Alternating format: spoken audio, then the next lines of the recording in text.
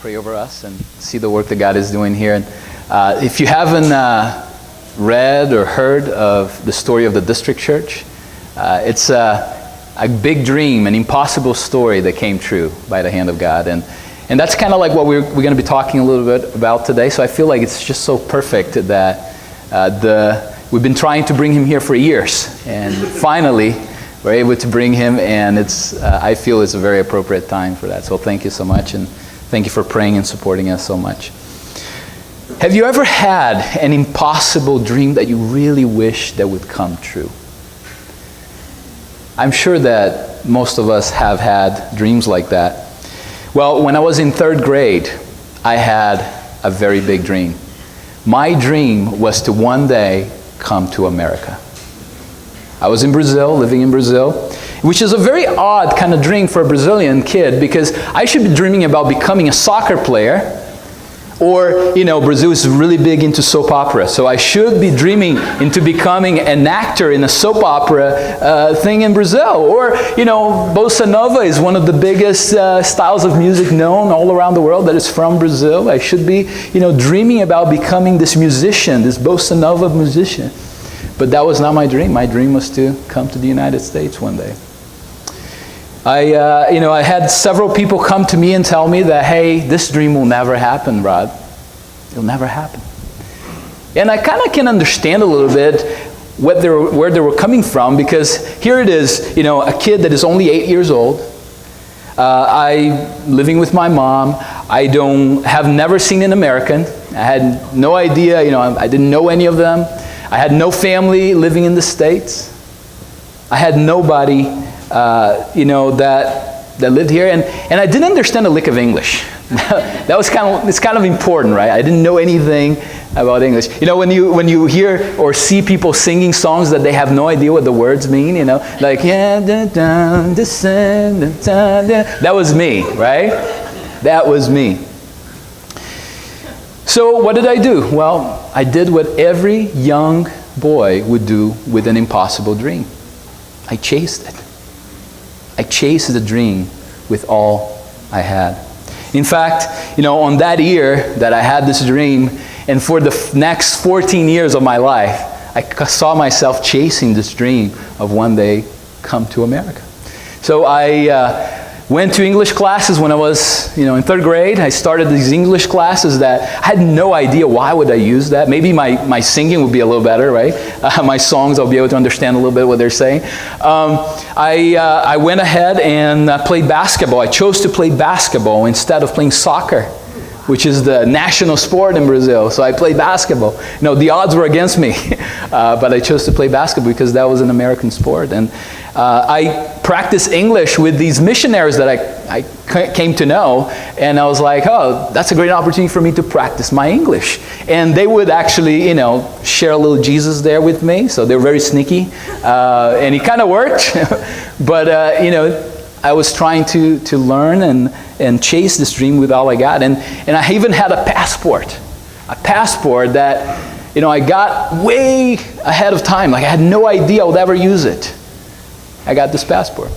One time somebody told me that, hey, if you're going to pray to rain, you need to start carrying your umbrella around. And that's kind of how I went about life in running towards this dream. So in an August morning, 2003, I still remember very vividly, one of these missionaries called somebody here in the States, and then he comes to tell me and asked me, hey, Rod, are you ready to come and study the Bible and play basketball in the United States? And I was like, whoa, this is kind of interesting, This is the stuff that I've been doing, right? But God opened this door for me to come, and in 2003, August 24th, I came and landed in JFK Airport and stepped foot in the United States, and my dream had come true. So, and by the way, this week, I just sent my papers to citizenship papers. So we'll see what's going to happen there. But, I believe that all of us have sometimes impossible dreams. We have dreams that, they seem to be impossible to come true, but we all have them. Maybe it's something like my coming to America dream. It's the dream that you kind of have. Maybe you came here and the dream came true. Maybe it's a kind of dream that, it's even a deep, deep burden inside of you that keeps you awake at night.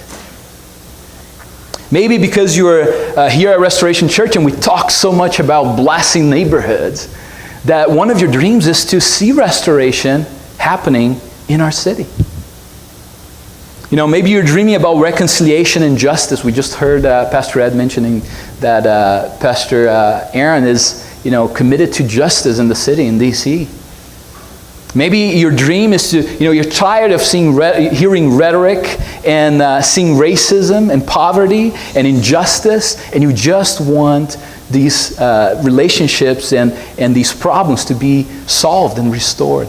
Maybe beauty is something you're passionate about. You look around and you see problems, you see things looking ugly, and we did a beautification project for the school. The grounds were looking horrible here at the school, and we felt committed to see beauty because we were created by a creative being that creates beautiful things. So we must reflect His glory by creating beauty around us. Or maybe wholeness. You've seen death. You've seen disease, maybe you're experiencing it recently, but you're tired, you had enough. And your dream is to see eradication of disease and addictions and all the evils that cause our physical, emotional, and spiritual beings to perish. My friends, these are great dreams. They are great dreams, and as a church in and for the neighborhood, we're excited about them. We want to hear your dreams. But sometimes, if you're honest to yourself, you may feel that sometimes these dreams are a little impossible. You feel like, this will never happen. Well, don't be discouraged. Bring your impossible dreams before God and allow Him to God-size them, make them bigger. Impossible for you to achieve on your own. And then begin chasing them and waiting until God gives you success. If God is the source of restoration for our brokenness, as we learned last week in the book of Nehemiah, this is the big idea. We must chase God-sized dreams for our city. God-sized dreams for our city. So this morning, as we continue our series in the book of Nehemiah, and the series is entitled For Our City, we'll take a look at Nehemiah's example of someone who chased a God-sized dream for his city. And hopefully my dream and my desire, I guess, is that by the end of this message, we will too choose to chase God-sized dreams of our own. So open your Bibles to Nehemiah chapter 2, and as you're going there, a way of a reminder just to get you up to speed, Pastor Ed preached a message on chapter 1 of Nehemiah, and we learned there that Nehemiah received this news that his city and the people living in the city of his ancestors is in ruins. And they are living in disgrace because of that, and that broke Nehemiah's heart. And we read in chapter 1 verse 4 that he sat down, he was so burdened that he sat down and wept. And for some days, he mourned and fasted and prayed before God of heaven. So Nehemiah believed that God was the source of restoration for his city. That was his dream. God, you can do this. You can restore this place. So he brought God an impossible dream. And then this chapter 2, we're going to see how God will God-size it and tell him to chase it. So, chapter 2, verse 1. Let's see how Nehemiah chased this dream. So in the month of Nisan, in the 20th year of King Artaxerxes, when wine was brought for him, I took the wine and gave it to the king. I had not been sad in his presence before, so the king asked me, "Why does your face look so sad when you're not ill?" This can be nothing but sadness of heart. So after 3 months or so, 3 or 4 months of praying, that's when he started. There is a time span there of about 3 to 4 months from the time Nehemiah began to pray and this opportunity. He goes to work because he was a cupbearer. A cupbearer would test the wine that the king was about to drink, right? And he's there and he goes to work and And suddenly, this interaction happens, and this question that the king asked, right? And just to understand a little bit, as a public figure, he was expected to hide perhaps his feelings, and even to be at his job, right? If you're not looking so good and you're the cupbearer, and I'm the king, like guess what? I don't think I'm drinking that wine, right? So, the king was, he's probably always alert and aware of how his workers are, because he wants to be safe. But this burden that Nehemiah had, he couldn't be contained, and made him look sad. Made him look very sad. And when Artaxerxes noticed, he asked this very pointed question. Why does your face is looking so sad when you're not ill? And then he states this can be nothing but sadness of the heart. Now, I don't know about you, but when I was a teenager, I was heartbroken several times. I was the kind of foolish kid that thinks that, she's totally into me, and she loves me. But it was not quite always, the case. But I think, this is totally conjecture, but I think that the king was actually asking him, like, hey, this guy is probably love struck. Let me ask this question, to him and see if that's the case, right? And then he goes on, and this is, just to go back a little bit, a broken heart sometimes hurts more than a broken limb. I don't know if you're familiar with that, but it does hurt. So, when he asked this question, we find then that Nehemiah will have an opportunity to share about his feelings, but his feeling and his sadness was not because he was brokenhearted for someone, but he was brokenhearted for something. Something that was deeply moving him to the point that he couldn't function anymore in a normal way, and he couldn't hide behind the facade anymore. He had to share it. So when you're chasing a dream, and this is kind of like the principle, that feeling will consume you inside. It'll be all you can think about. It will keep you awake at night. It's going to keep you daydreaming throughout the day, and will push you to evaluate every single opportunity throughout the day to see, am I moving forward with this dream? What is some opportunity I may have to see that this dream come true? And the king, by asking this question, he's pretty much giving him that opportunity to speak up and share about his dream. Now, whenever you have that opportunity, though, as you see in verse 2 towards the end there is fear that comes with it. Nehemiah says, I was very much afraid. But I said to the king, may the king live forever. So a dream chaser, this is another principle, are not superhumans. They have fears, insecurities, self-doubt, like anyone else. But the difference between them and those who do not chase their dreams is that they consider their dreams greater than their fears. When you have a dream that is so big and can't contain inside of you, you're not afraid of anything. You're going to push forward until the dream comes true. So Nehemiah faced his fears and answered the king's question like this. Why should my face not look sad when the city where my fathers are buried lies in ruins, and its gates have been destroyed by fire? Okay, now the cat's out of the bag. Now he knows what Nehemiah is talking about and why he's feeling this way. And something to note, very interesting. Artaxerxes is the same king that allowed Ezra to go back into Jerusalem. So he had heard this kind of sentiment before. Somebody with this feeling for their city and their people. So this is not something new that he's hearing. Verse 4. The king said to me, what is it you want? And you can interpret that in several ways. What's it you want? Or, what's that you want? So there's different ways to interpret that. But then I prayed to the King of heaven, and I answered the king, if it pleases the king, and if your servant has found favor in his sight, let him send me to the city in Judah where my fathers are buried so that I can rebuild it. Now, as a person familiar with this request, as we pointed out, he was very direct. And I know what you're talking about. You're probably going to be asking me to go back to the city, because I heard this before. And sure enough, that's exactly what he does, right? So he's put on the spot, and the first reaction, this is another principle, the first reaction of Nehemiah is to pray again. A dream chaser knows that to fulfill God-sized dreams, they're big. They cannot do that by themselves. They need to rely on God as the source, as we saw before. But not just rely there in the beginning, right? But throughout the journey, there will be times where you'll be challenged and you'll be pushed to leave your dream behind. But if you remember and you bring that to the Lord as the source, success is on the rise. Now, my boys, and to use this illustration, they have this little basketball hoop in their room. Of course, Daddy loves basketball. They have a basketball hoop, right? They have this little basketball hoop in their bunk bed.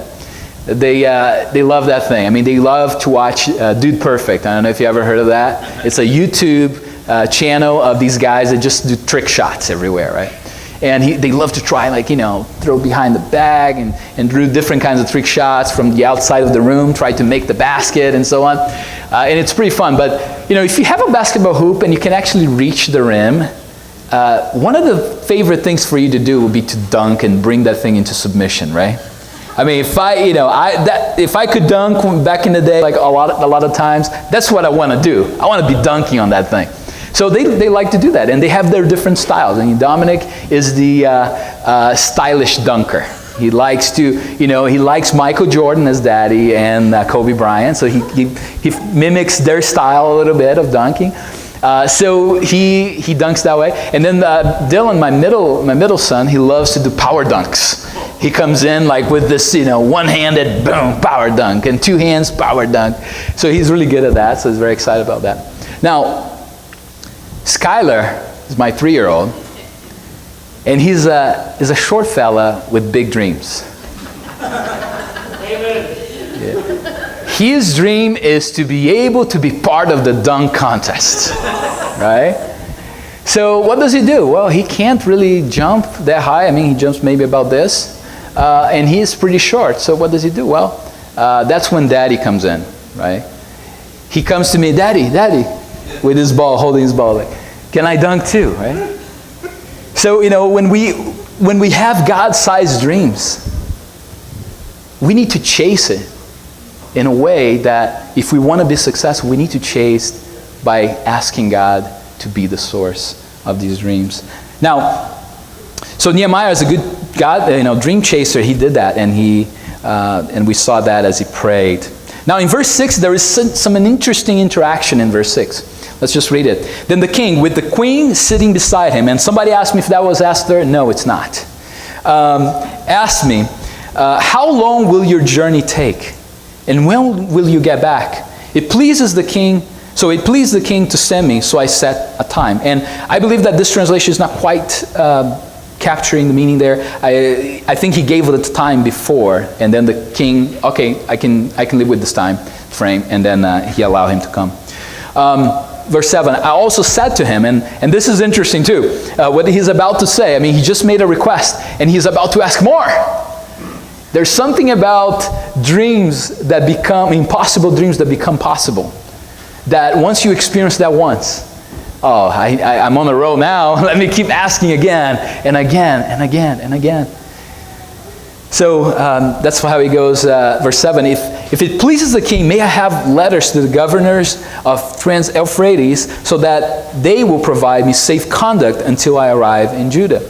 And may I have a letter to Asaph, keeper of the king's forest, so he will give me timber to make beams for the gates of the citadel by the temple and for the city wall and for the residence I will occupy. So, I'm sure Nehemiah, throughout the time that he was praying for this dream to come true, he was also planning for this dream to come true. So, a God-sized dream, and he was planning for this God-sized dream as he was getting as ready as he could be. And to communicate this dream with passion and precision. When the king, when God gave him the cue, and the king asked him the question, he was ready to tell him exactly how he would make this happen. And if you watch that show Shark Tank, I mean, this is one of the shows that my wife and I would love watching. One of the things I love about that show is that, I mean, there's all these fun inventions that come to the show, but I love to watch Not just the inventions, but the interactions that happen between the investors and the inventors, and how they are pitching their idea and so on. And one thing that if you watch that show before, you realize is that it doesn't matter how great your idea may be. And I had a great conversation on Tuesday with somebody about it. But it doesn't matter how great your idea may be. If you do not have drive and you do not have a plan, you are very unlikely to get an investor. It's just not gonna happen. I mean, in the beginning of this church, even though we discussed several things and there was like somewhat of plans and we put stuff together. Whenever we present that to somebody, we had a plan of how we envision God blessing this place. I mean, God does His own thing, right? But at the same time, we had a plan. So, and as a speaker that we were at the conference this week said one time, this Tuesday, I think it was, a dream without a plan remains just that, a dream. And that's kind of what I'm trying to reach at here. So dream chasers must have a plan. And Nehemiah had one. I mean, he had very detailed and bold one. He goes on and when the king asks, he has a time frame that he's going to take the project. He is asking for resources, very specific resources for specific projects. And even the potential opposition that he could face, he was ahead of the game with that. And he said, hey, ask this person to give me, protect me in the passage to Jerusalem. So he prayed as everything depended on God and worked as hard as if everything depended on him in a way. And he chased this dream, this great dream for his city. So, and then at the end it goes like this, and because the gracious hand of God was upon me, the king granted my request. The impossible dream made possible. God making this dream possible. And at the end, he is not acknowledging himself as the one who brought him to the top of the mountain. When he looks up or looks down from the top and everything he went through, this is a God work. A God work. God is the hero. And that's what happens, when we join God on mission in the world and for a city. Amazing things happen, and this is an amazing ride, and only God could have done this. So, chapter 2, verses 9 through 16, there is a few interactions there, but that's when he begins to implement his plan. And he goes into the city, and first thing he does is, he spent 3 days there, and then first thing he does is go out and let me inspect these walls. Let me inspect the destruction. And I believe that part of the reason why he wanted to do that was not just that he would see what needed to be done, although that was probably a big thing, but also, he's been dreaming and been burdened about the city from a distance. And there's something about feeling and walking in the shoes, a mile in somebody else's shoe, right? And the people that he's trying to help. And he goes in there and he walks these walls, and I'm sure he was praying about what was about to be done. And he now could feel what the people that he was about to help were feeling. He could feel what they were feeling. So he gathers the people around after he's done this research. And then the way you see him speak to them actually gives a little hint of how deeply burdened and how connected he felt with the people, right? Verse 17, you see the trouble we are in. We are in, speaking as one of them. Jerusalem lies in ruins, and its gates have been burned with fire. Come, let us rebuild the wall of Jerusalem, and will no longer be in disgrace. The dream chaser knows that he must, yes, depend on God to see this dream come true, but he also is humble enough to know that he cannot fulfill and chase this dream alone. He needs a team. He needs a team. And Nehemiah knew that he needed what needed to be done. He came before the people, and then he had something to share that made sense. The call to action was much more real then. And then Nehemiah tells them, this is kind of like what I think. At first when he shared this thing, the people were probably like, okay, who is this guy? I don't remember seeing him. While our fathers have been struggling to try to build this wall again, perhaps, put rocks back into place and fix their own homes that probably had been destroyed and sacked, whatever. Here's this guy coming from a palace, and he comes here and he's trying to tell us what to do. Who this guy thinks he is. And that's when Nehemiah, verse 18, he says, I also told them, he had to tell them what had happened for them to believe him, right? I also told them about the gracious hand of my God upon me and what the king had said to me. I mean, the stuff that he went through with the king is like stuff of a movie, right? A very unique and supernatural in a lot of ways for that to happen. So I can just picture him, look at everything that God had done. Could I have done this? No. God is in this. So after Nehemiah's response, the people they are pleased with his response, and they say, let us start rebuilding. Let's begin this work. So they began the good work. Great story, great fascinating story of how Nehemiah chased a dream, and it's not over. It's continuing next week. But do you have an impossible dream for our city? Do you have an impossible dream for our city? Maybe you visited a homeless shelter recently, or you saw somebody begging for food on the streets this past week, or you saw a child without supervision somewhere, and you were just wondering, what's going on. And that moved you with compassion. That moved you, that burdened you. And that burden is just consuming you inside now. Or maybe you've been burdened by the sojourner, and we have many in the most diverse county in America. We have many sojourners. Whether it's somebody here for a season, or it's somebody from overseas that came to live in America. And a lot of them are lost, disconnected. And you felt a burden to see them reconnected once again. Or there is some other cause or some other dream that God is burdening you for. And you think to yourself, like, God is giving me this burden, but I don't see anybody else joining me yet. I don't see anybody else dreaming or feeling as burdened as I am for this cause. If God has given you a dream and a burden to see restoration happen for our city, let me tell you this: don't wait around for somebody else to chase it.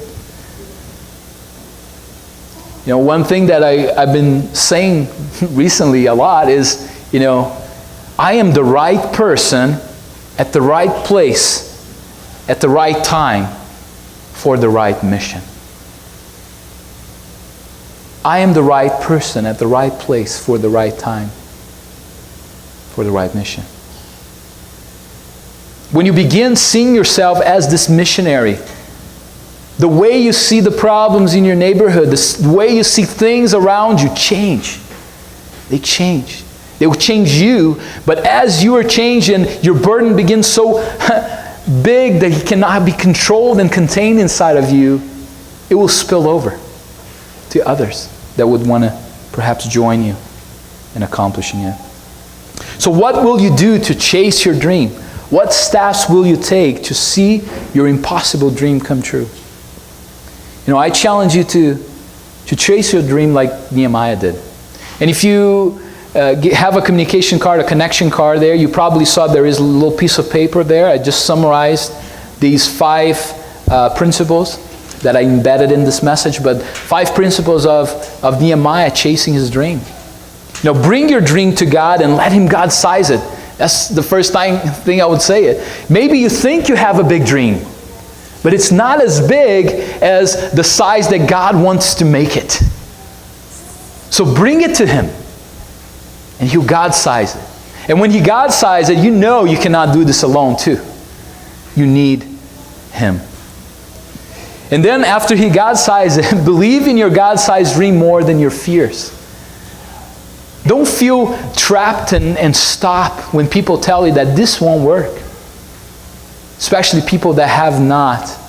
If you're praying, if God is really showing you and you're asking for your community of faith to help you discern if this is something that God is doing, and then somebody else tells you something else, don't believe what they're saying. Your dream is bigger than your fears.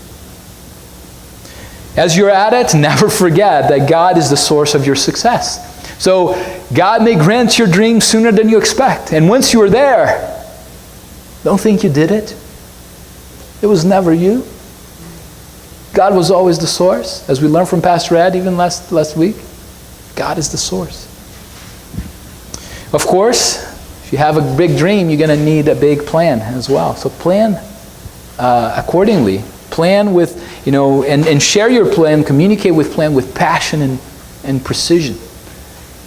It's important for people to know where they fit in your dream and can become a part of your dream. And don't do it alone. Gather a team. If you're wondering, if you want discernment, come to us. Not that we are the answer people, but we can help you discern your dreams. You can talk to other people. Gather in a community group. We believe that we must listen. One of our rhythms, listen to God's Word, God's Spirit, and God's people. And I believe that this is some very important tool to help us actually discern our dreams. Is this something that God wants me to keep pursuing? Is this something that other people can join me and help me do it? So communicate your dreams with others. Nehemiah's life has a lot to teach us about chasing dreams. What God-sized dream has God given you for your city?